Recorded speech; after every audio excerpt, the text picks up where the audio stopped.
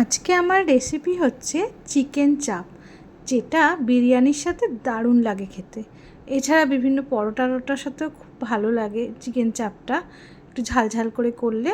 সেই রেসিপিটা তোমাদের সাথে দেখো শেয়ার করে নিচ্ছি। চিকেনটাকে কিচ্ছু নয়, খুব ইজি প্রসেসে।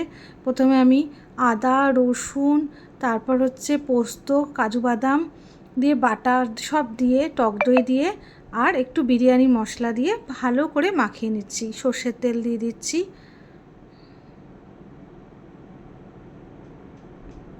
সবই বাটা দিয়েছি।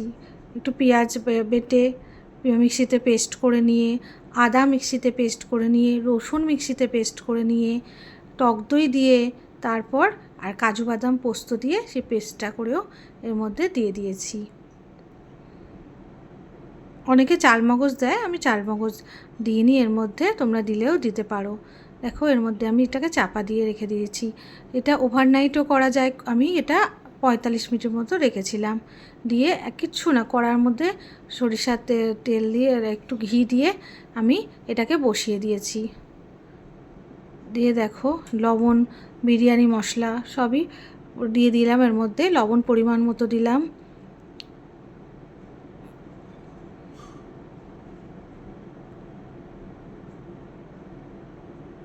সামান্য পরিমাণে হলুদ দিয়ে ভালো করে এটাকে নেড়ে নিয়ে চাপা দিয়ে দিলাম। 10 মিনিট মতো চাপা দিয়ে দেওয়ার পর আমি আবার খুলে দেখলাম, দেখো টকবক করে ফুটছে। অল্প একটু চিনি দিয়ে দিলাম এর মধ্যে। তারপর আমি আতর দিয়ে দিলাম একটু স্মেলের জন্য। দিয়ে আমার দেখো আস্তে আস্তে নিজে নিজে টেনে এটা তৈরি হয়ে গেছে আমার চিকেন চাপ, যেটা বিরিয়ানির সাথে তো দারুণ লাগে খেতে। আর কালারটা কীরকম হয়েছে তোমরা বলো, দেখে কেমন হয়েছে। আর রেসিপিটা এইভাবে ট্রাই করে একবার করে দেখো, ইজি প্রসেসে খুব দারুণ হয়। কিছুই না, 20 মিনিট মতো কিংবা আধ ঘন্টা মতো ম্যারিনেশন করে কড়ায় শুধু একটু নেড়ে নেওয়া, দেখো খুব ভালো লাগবে।